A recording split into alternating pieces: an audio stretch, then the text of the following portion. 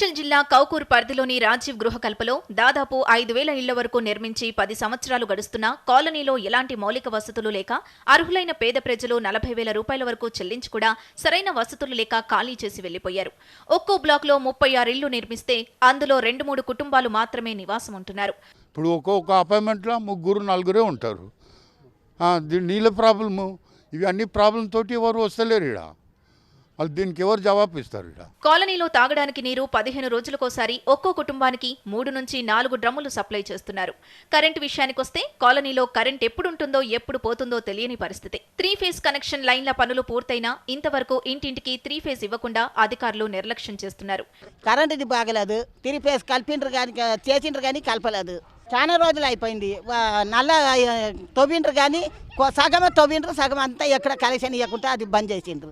Water ట్యాంక్ది ఒక సంవత్సరం అయితే చూపించినాం. ఇల్లు లోపల మొత్తం పోటులు పిచ్చమ ఇల్లు మొత్తం ఖరాబ్ ఉన్నది, ఎక్తప్పుడు మొత్తం గలీజ్గా ఉన్నది, మొత్తం చూపిస్తే ఇప్పుడు దాకా ఏం కాలేదు. టీవీ9 చేతన పలుమార్లు చర్చా వేదిక నిర్వహించి సమస్యల్ని వెలుగులోకి తీసుకురావడంతో కాలనీలో బస్సు సౌకర్యం మెరుగుపరిచారు. అయితే ఇప్పుడు వర్షాలకి కృష్ణా పైప్లైన్ వేయడం వల్ల రోడ్లు గుంతలమయమై కాలనీలోకి బస్సు సౌకర్యం నిలిపివేశారు. కూలి పనులు చేసేవాళ్లు, స్కూల్ పిల్లలు సుమారు 4 కిలోమీటర్లు నడిచి వెళ్లాల్సి వస్తోంది. నిన్నీయాల పైప్ లైన్ ఒకటి వేసిండ్రు, కృష్ణా వాటర్ అది అని. ఆ కృష్ణా వాటర్ అని వేసిన 2-3 రోజులకి వర్షం వచ్చింది, మొత్తం కింది వరకు మొత్తం బస్సులే బంద్ చేసిండు. ఇప్పుడు ఈ వర్షాకాలం అయిపోయేంత వరకు బస్సులు పైకి రావంట. స్కూల్ పిల్లలు బ్యాగులు వేసుకొని ఇక్కడ నుంచి కౌకూరు దాకా నడుచుకుంటూ వెళ్ళాలి. అంత స్కూల్ బొల్లారము, ఆల్వాల్ దాకా ఉన్నాయి వీళ్ళ స్కూల్. సికింద్రాబాద్ దాకా పోతారు పిల్లలు, గవర్నమెంట్ స్కూళ్ళని. చాలా ఇబ్బంది అవుతుంది. కార్పొరేటర్, అధికారులు ఎమ్మెల్యేకి ఫిర్యాదు చేసినా స్పందన లేదని స్థానికులు అంటున్నారు. ఇప్పటికైనా అధికారులు స్పందించి రోడ్లు మెరుగుపరచాలని స్థానికులు డిమాండ్ చేస్తున్నారు. చాలా ప్రాబ్లం అంటే చాలా ప్రాబ్లం. ఈ సాతన పిల్లలు బొలారం దాకా పోతారు నడుచుకుంటే, బస్సు లేకుండా.